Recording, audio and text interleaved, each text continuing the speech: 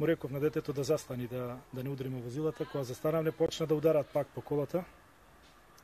Почна да не влечат, не извада од кола, излегов јас надвор, пак му реков што е проблемот, зашто, што направивме, што ни случува ово.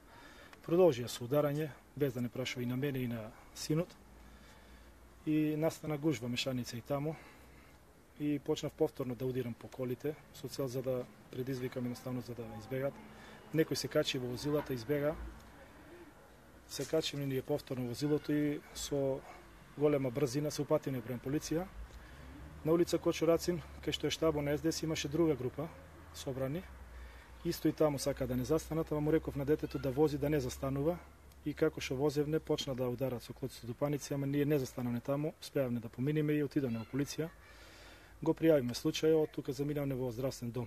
Бевме повредени за укажување на лекарска помош. Кога отидовме во здравствен дом, кај што имав повреди на раката, ме преврзаа. Тука раката пукната ми е. Ме санира, ми даде упут за штип на главата, на телото повреди. Детето беше исто повредено. И кога требаше да излегуваме за да одиме во штип во болница, дојдо и во здравствен дом.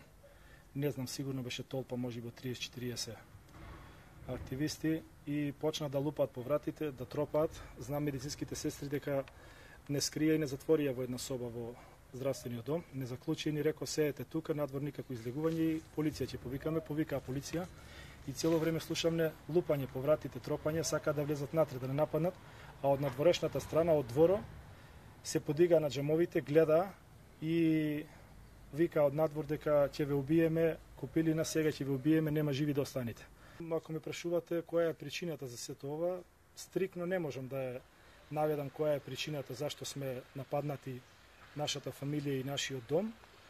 Едино можам да кажам, кога беше изборниот молк, петок према сабота, јас бев на работа нојта и со повеќе полицајци работевме низ градо и имавме поврска да работиме и во врска со неправилности, во врска со кривични дела за време на изборите, изборен молк. Имавме вечерта застанато видено 3 возила, како низ градот фрлаат летоци. Едно од тие возила го застанавме, извршимне контрола на тоа возило.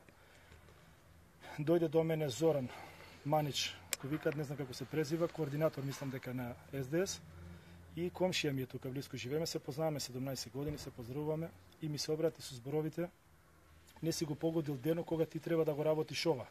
Ќе видиш во понеделник што ќе ти се случи. Ќе те нема. И ја помислив дека ми се заканува ради работно место ќе ме смени. А ако беше тоа што ми се закани, што требало да ми се случи, мислам дека е премногу што ми се случи, затоа што моите деца сега не излегуваат од дома,